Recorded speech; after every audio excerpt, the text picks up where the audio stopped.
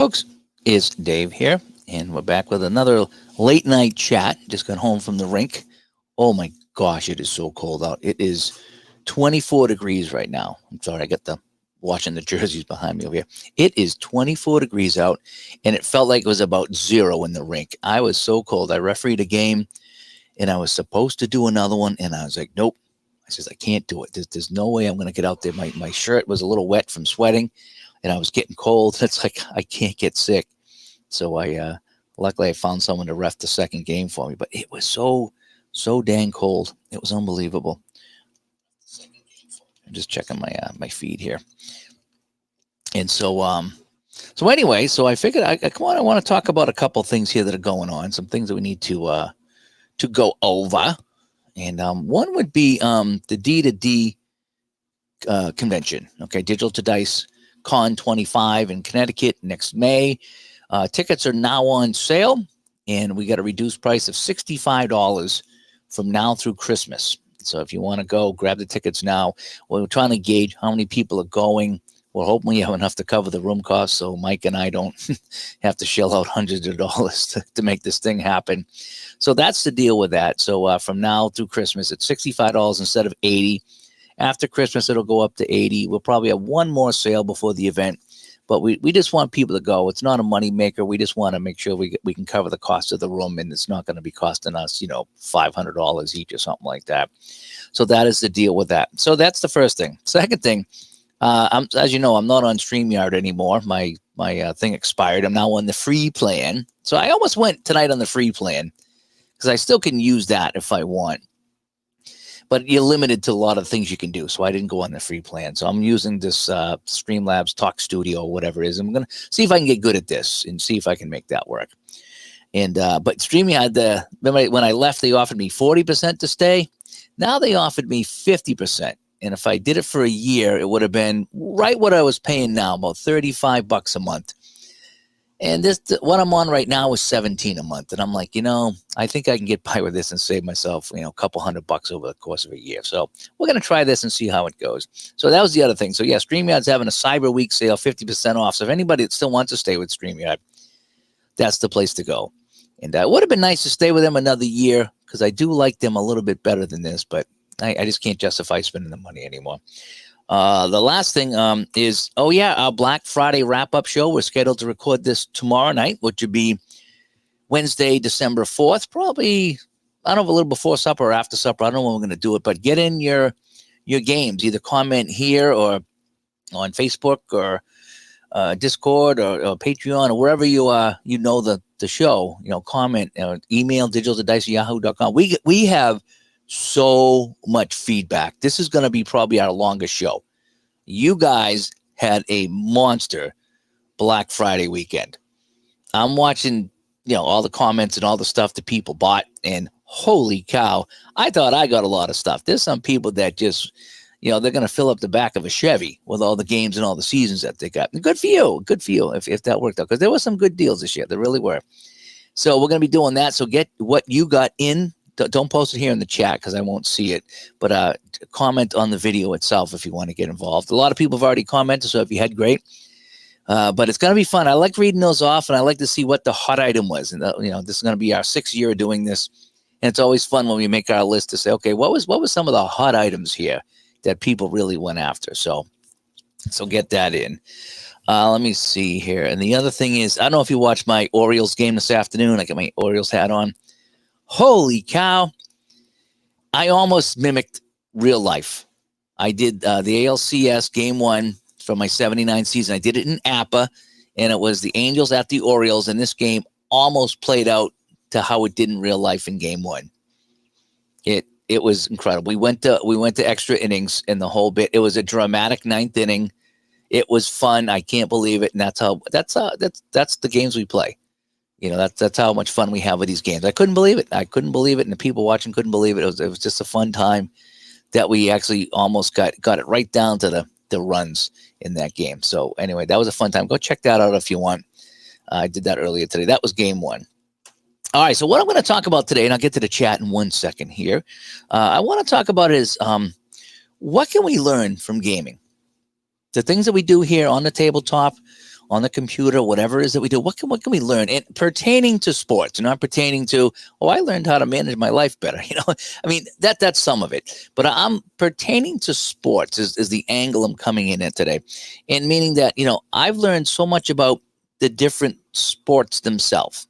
And I'll get into that in 1 second. I've also learned a lot about the teams themselves and the players themselves. I've learned so much about that since I've done this, and I pulled out the cards and I'm looking at the cards. I'm looking on the screen when I'm playing the games. I've learned so much, and there's things that I had no clue about that now I do in my old age, if you will. And so it's been fun. It's been a fun learning experience. And not only am I playing the games, and I'm playing the teams and the players that I grew up watching or even watched as an adult, but I'm learning why certain things happened. And that's what makes it fun. So whether it's playing the game or talking to people, having people on the show, you start to learn. You're reading books. We've had some authors on, and reading their books, and you start to learn about, that's why that happened. So I've learned so much, and I'm going to go in and talk about what I've learned. Hitting the chat real quick. Hi, Barbara. Thanks for coming by. I don't know what it is with you right now, but it's 24 here, and I was freezing at the rink. I had a little heater at my feet, and it's the only thing that kept me alive tonight. Midlife comes by. Good to see you. Brian, the same. Thanks for coming by. Ryan, good to see you, Ryan. Kevin comes by. He's been a busy boy. I've been reading his posts. He's been a busy boy. I like following what he's doing. And I hope you're going to like the topic here, too. So feel free to chime in. And Bob comes. Thanks for coming by. Thanks for coming by, really. The 1972 Apple football season, I had a fun time playing that, and I plan on playing a lot more with that, too. So thanks for coming by. And Ron, the wife's doing okay. She's, what was she trying to do? She's got all kinds of appointments coming up, but so far, I mean, things are kind of settling down. So I guess that's good. We're not in any crisis. I have the heart doctor appointment in 2 weeks, so that's going to be finding out why I'm having more issues. So I'm hoping it's nothing terrible, but we're going to hopefully we'll find out. And Robert says, you're loving season ticket football now. Yeah. We played that at the Hall of Fame a little bit, right? And you guys picked that up like that. I mean, I got you going with a couple of plays, and then boom, you guys just took off and started playing that like a bunch of banshees. And I love it too. Bernie comes by. Hi, Bernie. Good to see you again. And William, thanks. I'm glad to see you too. So anyway, so let me get into this here. So what I'm talking about here is what can you learn? What I'm going to do here. Let me do this. I'm sorry, you can hear the washing machine behind me. Sorry about that. There's not much I can do. It's in the noisy cycle, but I do have to get the jerseys watched tonight.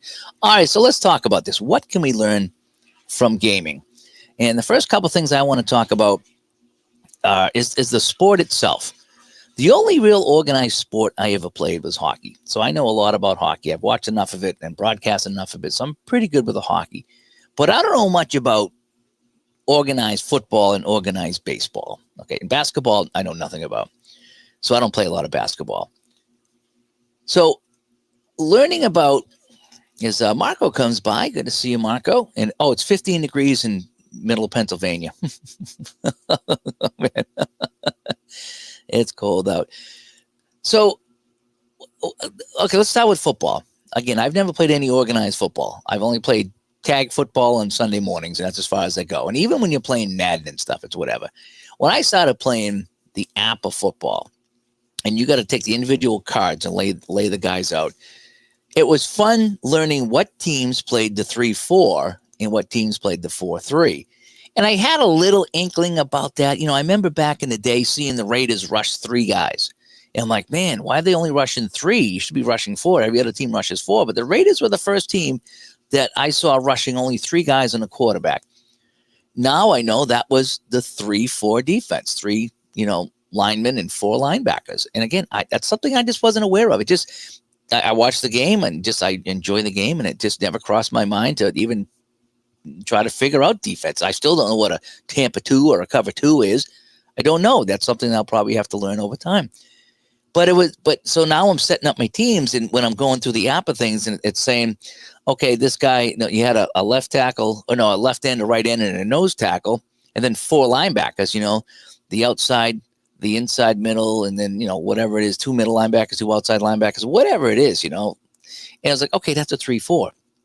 And then on the 4-3, you got your 2 ends and your 2 tackles, and then you got the outside linebackers and the middle linebackers. So I was learning a little bit about the 3-4 and the 4-3. Not that it really comes into play with Apple football all that much, but it's just the idea that I was learning it, and it was fun learning that. And then you start, even with hockey, I did learn a little bit about hockey. So let me get to that. So with hockey, I was playing the 71-72 Stanley Cup, Boston, New York, and the Rangers kept kicking the Bruins' butt all over the ice. Hockey Bones, Apple, you name it. They were just wiping them.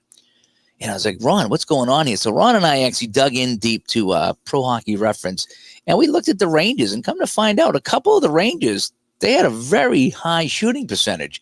So when you looked at their card, you look at John Rattel versus Phil Esposito, John Rattel's card was better. It had a bigger shooting range, more chances to score goals because he scored on more of his shots. Now, Esposito took 1 million shots. He got more goals than Rattel, but it's because he took 1 million shots. And so his numbers were lower. So when I played, the Rangers had the advantage when they played. And it was because of the scoring percentage from some of the Rangers compared to the Bruins. Now, the Bruins' power play was insane. So Ron brought that up because if you look at their power play, he goes, if you can get the Bruins on the power play, they're going to win the series because their goals came on the power play. They were just unstoppable. But, regular strength, the Rangers were the best team. So when I played on the tabletop, it was always the Rangers beating the Bruins. And so that's another thing I learned about there was that. So it was fun learning about some of the teams and stuff. And I got more stuff going on here. And Marco chimes in and says, I would say the biggest things games have taught me is no matter how much you feel you're in control, sometimes it all comes down to the roll of the dice. Yep. And that's what I'm going to get into when I talk about the game engine. So we have sports, we have teams, we have players. And then also we want to talk about the game engine as well. Because you start to learn the game a little bit. Not that you game the game, but you start to learn the game a little bit. Like we know I was playing Apple baseball today. And, 13's a strikeouts. I'm getting pretty good at that. 35s are pop-outs to the catcher or whatever it is. And I'm starting to pick up a little quicker on that. Even with pocket pennant run, you get a defensive check and you look at the blue die. And if it's a 1 through 7, the guy makes the play. You don't even have to think about it. It doesn't matter if he's an A, B, C, or D. He's going to make the play. You roll 8, 9, 10, 11, 12. Now you got to check the defensive rating of the player to see if he makes the play. So, you start to learn the game a little bit and how the game engine works and the whole bit. But yeah, the dice, again, today, 9th inning, I rolled the dice and look what happened. The Orioles pulled it out. It was pretty unbelievable. Let's see, back in the chat room here. Oh, Barbara said she had to shovel snow this morning. Oh, she had more snow. Oh, boy, that stinks. Sweetest Jeff comes by. I've learned that we're all storytellers and we're writing history or rewriting history. We learn how to manage and coach vicariously through someone else. I think that's a good point, too. I do.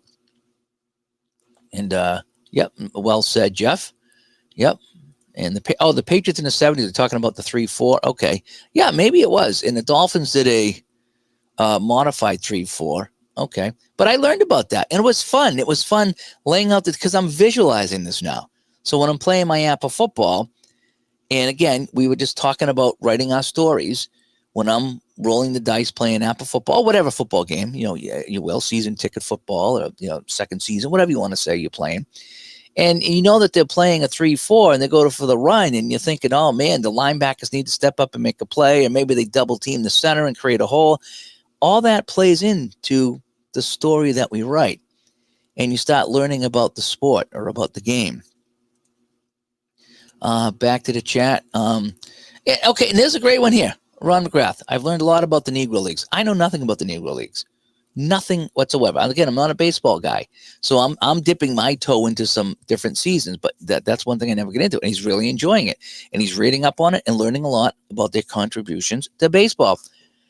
Perfect. I mean, that's exactly what we do here. So we play, but we're learning. I mean, I picked up 1915 for APA, and I unboxed it the other day for baseball, and I went through the Federal League, and I'm looking at all these guys, and I was like, it was such a fun fun just going through the cards. It was a fun trip, I guess it is, a fun ride going through the cards, looking at, the Docs and the Wild Bill and the Frostbite Bill, all the different names, Iron Mike and Iron Jones. I mean, the nicknames for these guys, Tex from Texas. And it was just such a blast, reading, all the nicknames and about the guys. And it makes you want to go back and read a little bit more about that season and learn more about what's going on with those teams and those players.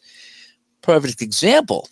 Learning about teams. Let's talk about learning about teams. So getting back to the Rangers and the Bruins, I learned that the Rangers had better shooting percentages. And so that's why they had higher ratings, a bigger scoring range, I should say. Rangers had a much bigger scoring range than the Boston Bruins in 71-72, at least how they were carded.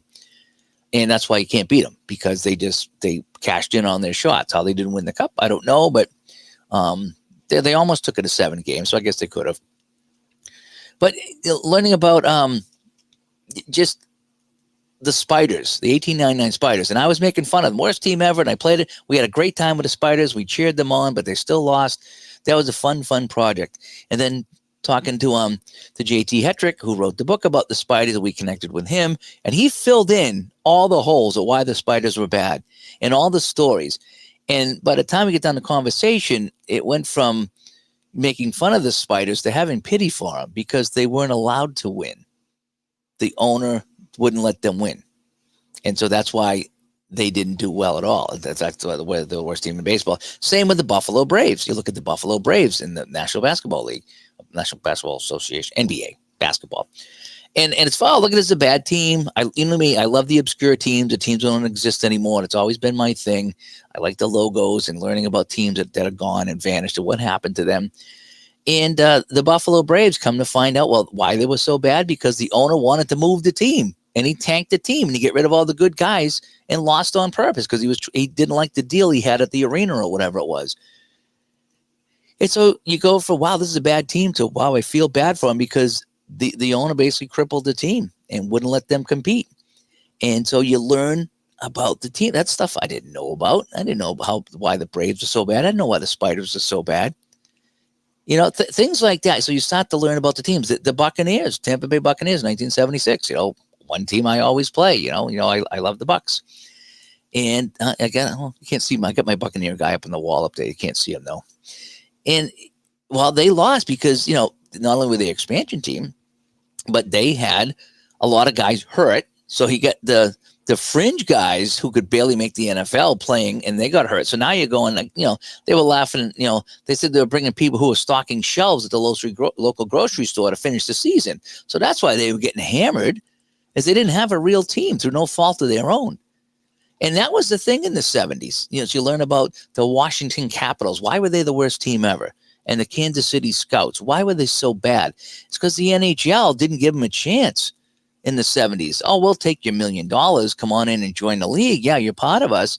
But you can only pick, from the bottom of each team.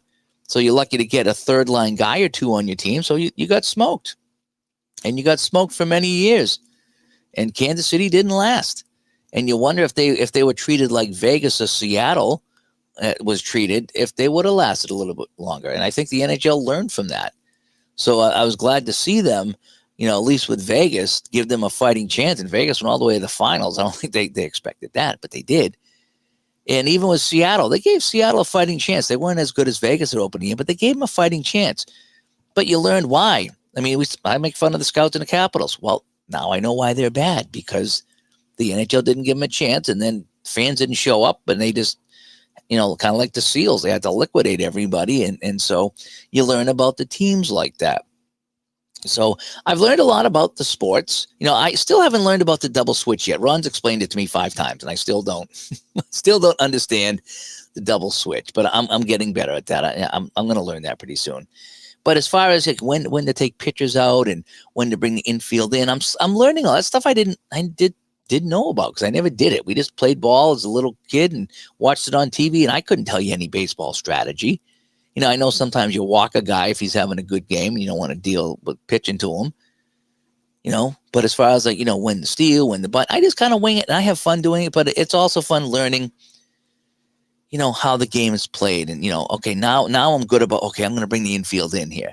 And I'm enjoying that now. And before I didn't care, but now I'm like, oh, I'm going to bring the infield in. So things like that. So I'm learning about the sport itself. And that's been part of this whole journey for me. It really is. And Ryan says to Marco, yep, that's why we roll the dice. Yep, that's why we roll the dice. That's why, this afternoon I got the Orioles up, in the ninth inning. And I'm like, well, this game's over. And next thing you know, I'm almost late for work because of the roll of the dice, right? And so that's what's going on here. Back to the chat. And Brian says he's learned, he likes tinkering around and creating my own games and adding stuff to the games I play. I think we all like to do that. I did a lot when I first started playing. I was like, oh, I can make this game better. And then slowly but surely, I back off a lot of the things I added to a game and just play the game as it is. Maybe add a couple little things. Usually when I add something to the game, it's just to make it easier for me to play. Like APA, finding assists and penalties in APA. Using the Mike Berger way of doing it, and then that other assist chart that I found out in the wild. And I apologize to the person who made the assist chart because I just don't remember where I got it. But I've shared it with people. It just makes it so much easier. And it's not the right way to do it, but man, oh man, you save yourself, hours of your life by using those charts for assists and for penalties. You just want to get on with the game. You don't want to be sitting there, doing something tedious. And so I backed off a lot of my homebrew stuff, but I still use some things. Now, I think the more, like Ron brought up a good point. He's like, someone else brought up, I don't know if it was Ron or if it was one of the game developers or one of the people I was chatting with. He said, if you don't like a game, you're not going to mod it because you're not going to play the game. But if you like a game enough, you're probably going to make some minor adjustments to make it more fun for you. And I've done that with APA. I've added a whole bunch of things to APA. Some things I just add on the fly, like a punt. Oh, if it lands inside the 9, it's a touchback. No, I don't want it to be an automatic touchback. I'm going to roll the dice and see how many yards it goes and see if it bounces backwards or something. I want to, I tinker with it, but I tinker because I want to make it just a little bit more fun. Or maybe there's a rule that drives me nuts that I want to work around or something like that. So I used to tinker a lot. I still do, to a point, I guess.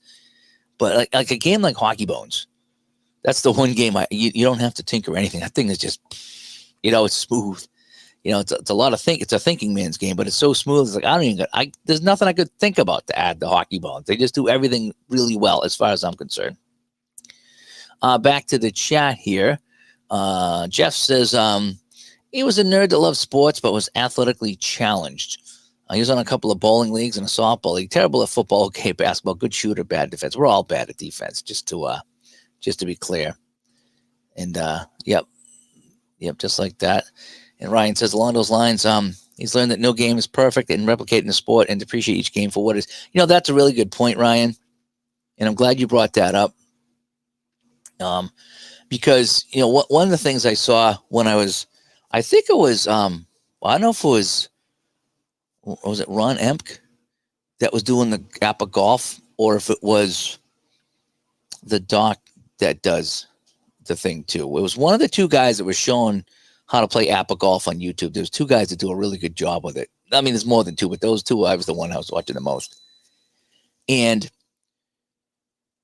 one of them said that this is how we do it. We approach the green like this, and we kind of do this, that, and the other thing, okay? And he goes, keep in mind, it's a board game.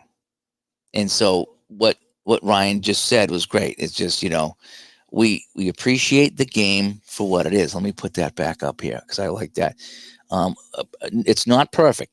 It's a board game, and it's not going to replicate everything that happens in a game perfectly.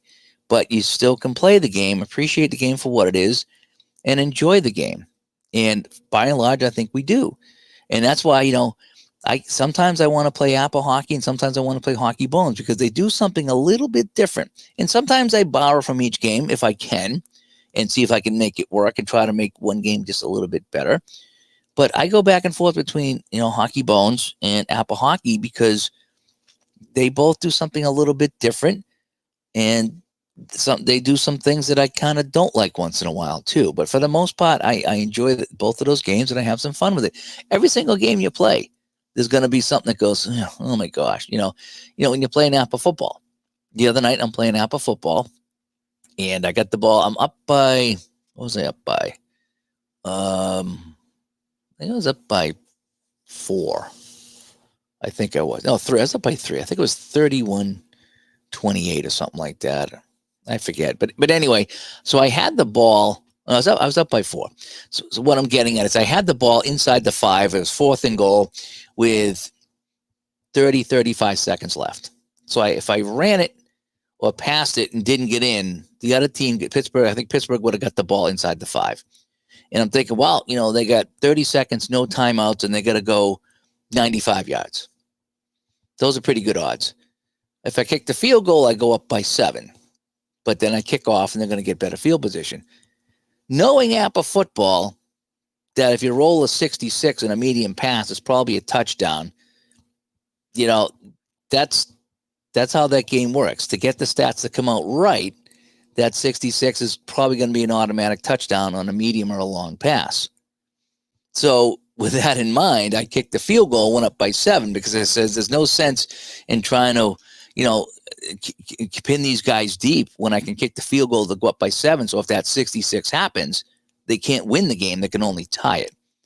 So that's one thing about that game there. So, but again, it's a board game, and if I were to roll the 66, I can't get mad about it, because it's a board game, and we're doing the best we can to make it feel like a football game. And by and large, Apple football does, and a lot of the games I play do. But yeah, none of them are going to be replicating everything. Ron also says, I like pulling up the pictures of the players and reading about them and how they looked, putting a face to the name. Yep, I do that too. I wasn't a big fan on the pictures for the longest time. And then once I put them in the Strat PC baseball, I was like, I kind of like them. I kind of like the pictures. And then Action PC started doing the cards, as you know. So I got the football. I think I got the new football, baseball, and hockey. I don't have the new basketball. But they all have the cards now. And so you bring in the pictures, and it creates like a baseball card or a hockey card, and it shows your stats. And I like seeing those now. When you score a goal in hockey, it puts up the 3 cards of the goal scorer and the assists. Somebody gets a great play in football, it's a second interception, it comes up in the card. I like that now. And again, you put a name to the face and to the team and to the game. And it's super, super fun. It really is. And Jeff says, it's not unlike playing D&D. You get someone who you play someone you can't be in real life. It's a cliche, but it's an escape. Yes, it is. And the difference is we get to be real people. I would agree with that. I played D&D back in the day. I loved it. In fact, one of my favorite games is Skyrim. I played that on Xbox and PlayStation so many times, and just that is an escape. I even played The Witcher 3 was another fun one of mine that I played, and it was just kind of fun. You go into the shop and selling your wares, and you get some money, and you go buy a better sword, and then you craft it with some magic or something, and now you can slay that beast out in the swamp. And yeah, I mean that's what it is. That's what it's our D&D. What we do here is our D&D, and that's what I put it when someone says, "Well, what is it you do?" And it's like, well, picture Dungeons and Dragons but with sports, and I'm playing Bobby Orr, and I'm playing Tom Brady, and Carlton Fisk and Kari Yastrzemski. I mean, that's what it is we're playing these players here. So you're exactly right about that. And Midlife comes back and says, Braves owner wanted to relocate. Yeah, he did one. I think he did, didn't he? Didn't he swap? He swapped the franchise with the Celtics, and he moved the Braves to San Diego. Yep. So he got his wish, because they wouldn't let the Celtics move. So he says, well, what if we swap franchises? Oh, that was a good idea. And so essentially the franchises traded owners. Yeah, that's kind of funny. That's kind of funny that happened. And Rob says, I've learned that I'm in really good company. I suspect the vast majority of us play almost exclusively solo. It's easy to feel like you're alone, at least he did, until he discovered the Delphi. Yeah, I didn't know what the Delphi forums was. And then Ron introduced me to him, and now I'm over there. And I haven't been over there much lately, but I still browse once in a while through the Delphi forum. They're kind of fun. I'm not going to lie. I enjoy going to Delphi, and sometimes I'll post my products over there, but most of the time I just kind of read what other people are doing. And, if I'm playing a new game, I go in and try to get some answers to the game, because the developers tend to spend some time over there too. And the hardcore people are there to answer questions. So yeah, so Delphi is a good place to go as well. And yeah, the Rays. Yeah, what are they going to be playing in a practice facility? Is that what it is? So they might be going to Nashville or Montreal. Yeah, that's too bad. And I'm back up here in the chat room here. Let's see. And Jeff says, that you're the conductor of the maestro of the cards, and the cards of the orchestra. Yep, the play. Yep, that's pretty good. And now you're hearing the NFL film soundtrack in your head. I hear that all the time. Oh, Assassin's Creed. Yeah, remember we played that? I haven't played the new one. 3,000 hours in the honor. What was the one we played? Well, not together, but we were chatting while we played. And I haven't played D&D in forever. And D. Scott comes by. Thanks for coming by. Yeah, I played the one.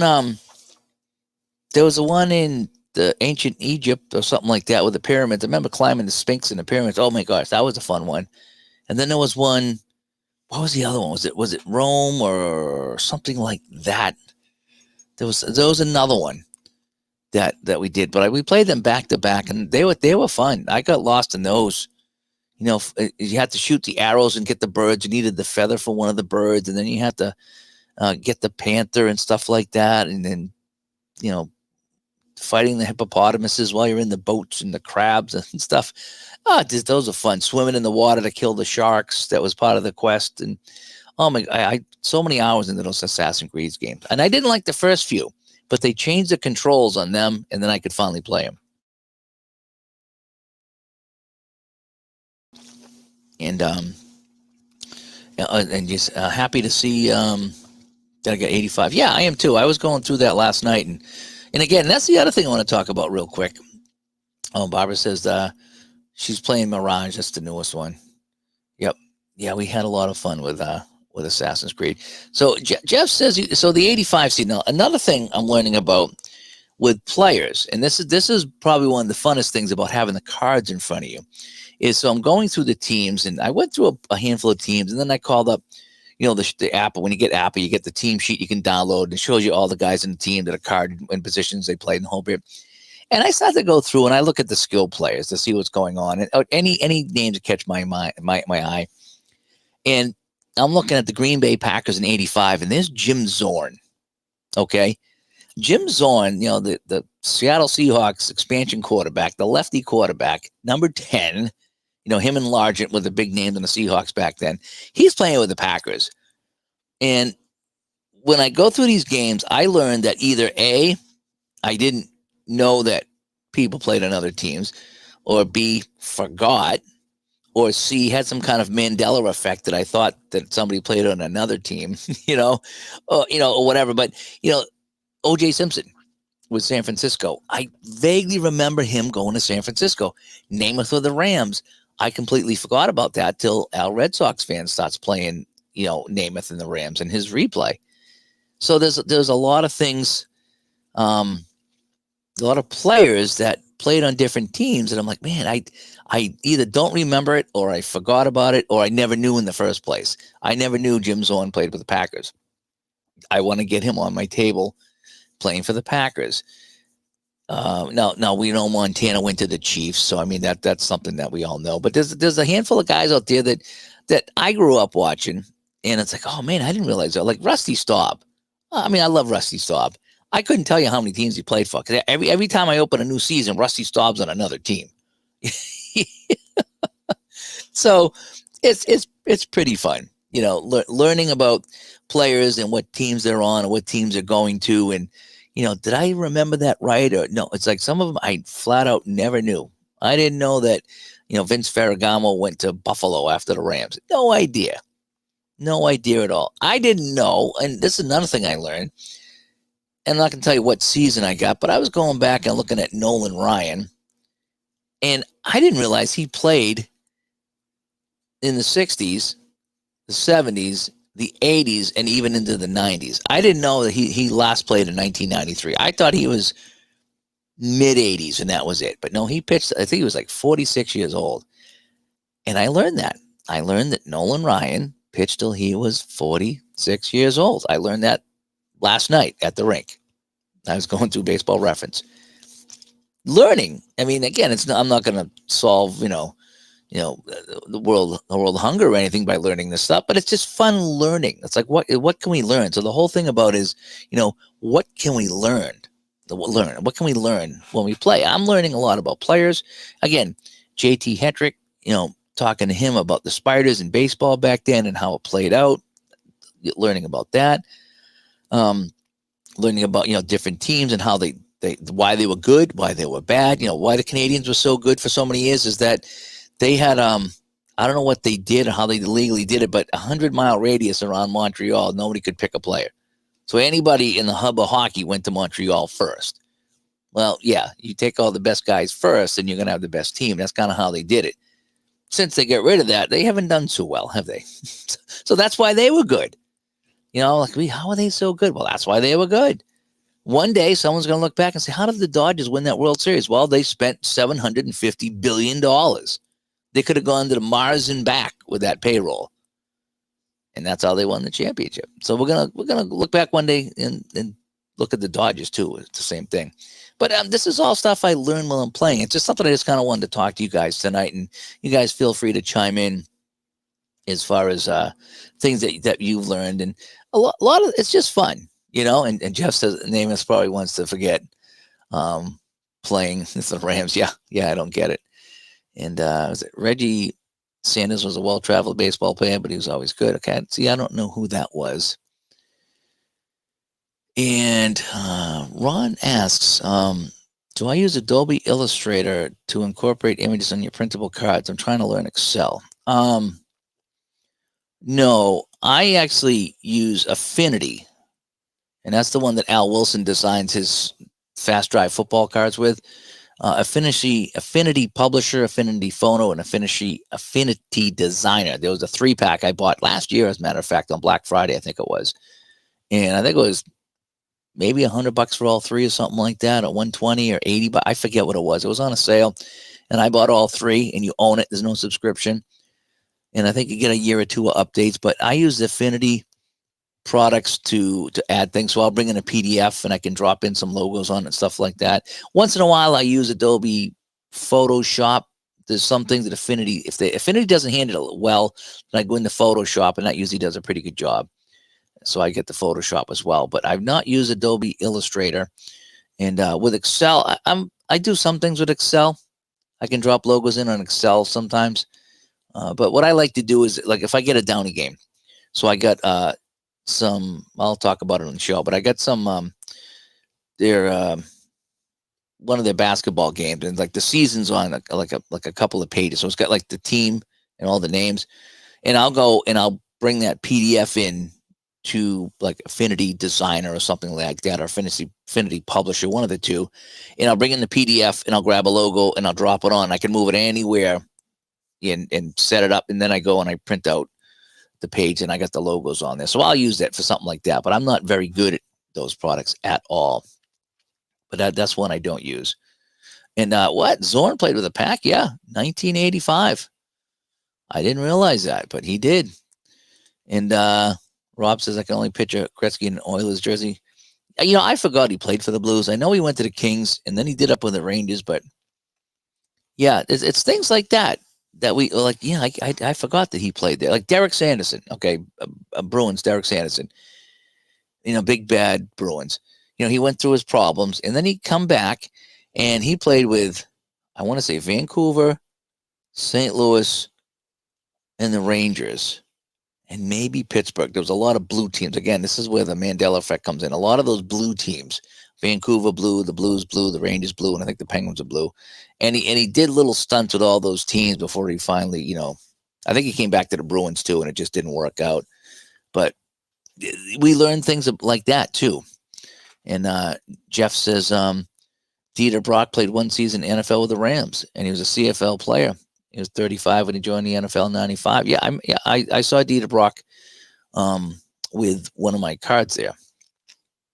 And so what can we learn from gaming? So I just put that up there on the screen. What can we learn from gaming as we've done this here? And Gretzky did start with the racers. Yep, he did. I think I have that season on inside the crease. inside the crease PC. And Messier's on the Cincinnati Stingers, and I had my Stinger shirt on earlier today. And Gretzky's on the Racers there. So that's the only game I can really play Gretzky in, unless somebody creates a 78, 79 card set. And I think they said they might go back and try that with Hockey Bone. So that would be fun to play Gretzky on the Racers when he was 18 years old.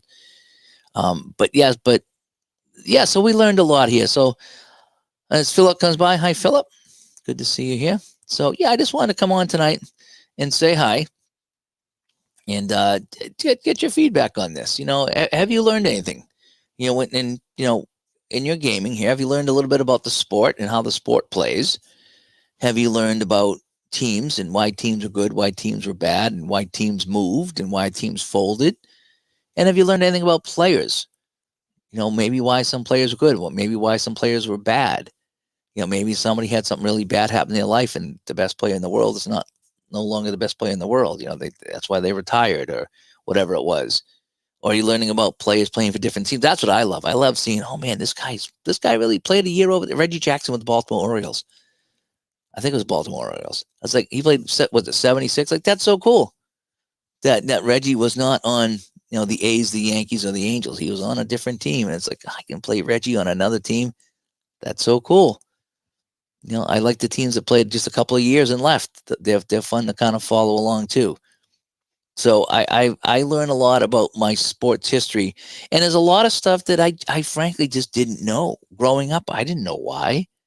I kind of didn't care to know. I just was enjoying the game. And now that I'm older, and then again, we have the internet, so we can look up things instantaneously. We can read books. We can, have people on the show and talk about it that are experts in their field and what they do. And we learn so much about what's going on. And sometimes that makes it fun too, is that you're not just playing a bunch of faceless people here, whether they're on the computer screen or they're on the tabletop here.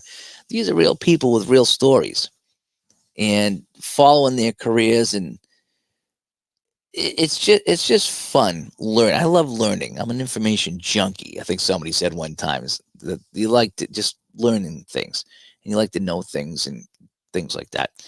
And so I had fun, and I'm still having fun following guys from team to team. And sometimes I'll purposely do that. I'll play a game just so I can play somebody on a different team. And it's like, how cool is this? I'm playing so-and-so, but not on his primary team. He's on this team. And that's making it on my tabletop. And that makes it a fun time. With the Roussel game, was it Bob Roussel, or I forget his name now, but the goalie that we played that played one game and gave up 10 goals. And we played him here on the tabletop, but he got a win. I think it was Ron Roussel. He was the goalie, was it for Winnipeg or something like that? The Ron Roussel game. And we played Ron Roussel. One game we played here on the table. Stuff like that. We have such a good time, learning about these players and the whole bit. And Ron still tells me someday someone's going to look him up and see that game on YouTube and say, hey, somebody was playing your card on YouTube. And that would be a fun moment. That would be a fun moment if that happened. And where else we are here? Yes, we have. We've learned to be a community. Yes, we've kind of come together. We're all alone in our basement. That's where I am right now. And I can play a game right now if I want to, but it's fun to connect to other people and talk to people who have the same interests. And they've done their share of learning too, as we continue on what we learned here. But we have learned to be a community. Yes, we have. And I can also say that in the past year, I've learned that you can go home again. Never thought I'd go back to cards and dice, but I have been. It's been so much fun. It is. I mean, yeah. Yep. There's a couple games, I won't mention which one, but I was talking to Ron today. When I walk the dog, I talk to Ron now. It's kind of fun. So I can get out, do my walk the dog, and kind of talk to him at the same time. And we were talking about a particular game. And I won't mention the game because it doesn't really matter. But it's a game that I tried and didn't do too well with, and not sure if I like it and the whole bit. And I said, Ron, I says, I'm not giving up on this game. I haven't played it in a while, and I may dig it out and, tinker around with it at some point again. But I says, if one thing I've learned about myself, as we talk about learning, is that I can change my mind on something, that there might be a game that I just don't like, and then go back to it and then absolutely love it. Hockey Bones is one example. I didn't like Hockey Bones when I first read it. And then I sat down and actually played it. And I was like, this game's awesome. I love it. Apple Football. I got off to a real rough start with Apple Football, and I stuck with it, and I started playing it, and now I love Apple Football. And there's a lot of games that, Payoff Pitch. I love Payoff Pitch at first. And then I started playing it, and I tried to make it too difficult. And I was thinking way too hard with it, and I put it aside. And I was like, man, I bought all these seasons of Payoff Pitch for what? I got to get rid of them. I'm going to sell them. And then the next day, I was like, no, I'm going to hang on to it. And I went back to Payoff Pitch after I, gave it a rest. I went back, and now I absolutely love it again. And now I just needed to be patient. I needed to just come up with a way to do things. And so now I love playing Payoff Pitch as well. So there's a lot of games. Solitaire Pro Football. I loved it when I first got it. Then I didn't play it for 2 years, and I pulled it out to show Mike at the Hall of Fame. And now I'm back into it. And I got a whole bunch more seasons, and Ron's playing it now, and a few other people purchased some seasons over the sale that we'll get to tomorrow night when we record the show. I think that's pretty darn cool that, I went back to a game, and now I'm loving it. All these games I'm going back to, I'm loving it. I don't know if it's just me maturing as a gamer, me understanding the games a little bit better. Because, when I dove in, I was all over the place playing all these different games, and some I liked and some I didn't. But then as you just play and you learn how games are made, then you understand the thought process is what it is. And let's see. I'm sorry about that, Randy. His friend of Randy's passed away. He was replaying the '69 Royals, and he got to August, and so Jeff's going to pick up where he left off. That's pretty cool. Yeah, I'm sorry about that, man. That really sucks. A friend of mine, who we worked together. Picture this: we worked together in 1986, 87. That's how long ago it was. 1986, 1987, and we worked at just a sweatshop. And he ended up we had a lot of Spanish girls working there, and they were very pretty Spanish girls, and he ended up dating one of them. Like, oh, you lucky dog, she was so pretty, I thought. And he ended up marrying her. And a few years ago, somehow we connected on Facebook, and I had forgot all about him and everybody that worked there. Just somehow somebody connected with me, and then we connected. There was 3 or 4 of us that connected that worked together back in 1986. And he'd still married to this woman. And it's seen pictures of us. Oh yeah, I remember her. I'm, vaguely remember her. This little Spanish girl, and she got cancer, and she fought it for a while. And she died right before Thanksgiving, and I felt so bad for the guy. He has been madly in love with this girl since 1986, and he's like beside himself right now. And I ran into him once or twice at Market Basket, I think, and talked to him. It was kind of fun. And I think she was with him. I don't think she remembered me, but yeah, he said that she had he put up the notice right before Thanksgiving. I felt so bad for the guy because he was completely in love with this girl, and she was really nice, and the whole bit. And his families just loved each other, and so it does suck. It does suck. And Ron says he bought some books after listening to some of our guests. Yes, I did too. I haven't finished all of them. I did finish this one right here, which I keep here all the time. This is my favorite one, the J. Thomas Hetrick, the Misfits, baseball's worst team ever, the Cleveland Spiders. So that I keep here all the time. I did buy Crazy 08, the 1908 season, because I have the 1908 apricot. So I started to read a little bit of that. Also, I think I have the book on the '69 season, which was the Senators book. I think it was. They talked about the '69 Senators. I think it was the '69 Senators. But that was a fun one too. So I was kind of going through that, and I need to pick that up because I don't want to say till tomorrow night, but I need to pick up that season again. And and Jeff has learned that guys who single like to mingle, and sometimes they do. Noble says, I don't know what I would do without my games. I would be so bored every night. I know. Yes. Yeah, that's what it is. Yeah, we'll wrap up here in a second or two, so I can go and put in another load of laundry and hit the sack. I got called in to do a hockey game tomorrow. I got a junior game tomorrow at noon. I'm filling in for, so I got to go and rest my voice. to do that tomorrow. Hopefully it won't be as biting cold. Holy cow, what is it right now? It was 28 on the ride home. It's now 26. It's 26 out. Put on the electric blanket. Me and the dog are going to go snuggle in bed tonight. And I ain't getting up till late in the morning if I can help it. But yes, I love my games. It's to me, it's like reading a book and watching a movie. Sometimes I veg out and I'll watch TV. I don't think I've watched a full movie in quite some time. I think we watched one and it was over a couple of days. But to sit for an hour and a half and watch a movie, it's like, Reading a book, I get too antsy when I read a book. I feel it because I'm always like looking around or checking my phone. It's like I just can't stay focused. But when I game, I can stay focused. If I'm playing a game, I'm into the game. I'm rolling the dice. I'm into it. And so for me, that's kind of replaced movie watching, and it's kind of replaced book reading, which is too bad because I used to like reading books. I read a lot of books back in the day. The wife reads a lot of books. She goes in bed and reads. But this is my book reading. My movie time is down here playing the games and learning new games and playing different things and learning. So we're talking about tonight, learning different games, learning teams, learning players, learning games, learning about the sports. And that's what we do. And we have a good time with that. So I'm going to jump out here, but I want to thank everybody who came by tonight to say hi in this little late night chat. And so I'm just going to put this back up here one more time. Where is it here? So yeah, what can we learn from gaming? What can we learn from gaming when we game? Let me know. Let me know what you've done. I know I've learned a lot about all different things. And even going beyond the games, I've learned a lot about Excel. I'm doing stuff with Excel I didn't know how to do before. Now I can go into Excel and create a scoreboard, and if I have to, I can create a drop-down menu, and I still have to learn that from YouTube. But I go in. I'm doing things with Excel that's kind of cool that I never did. I always just use it as a basic spreadsheet just to kind of keep my rosters in the hockey league. And now I do all kinds of fun things with Excel. I can't create a helper. Keith created those helpers. It's like, oh my gosh, the Hockey Bones and the Apple Helper. Those are the best things in the world.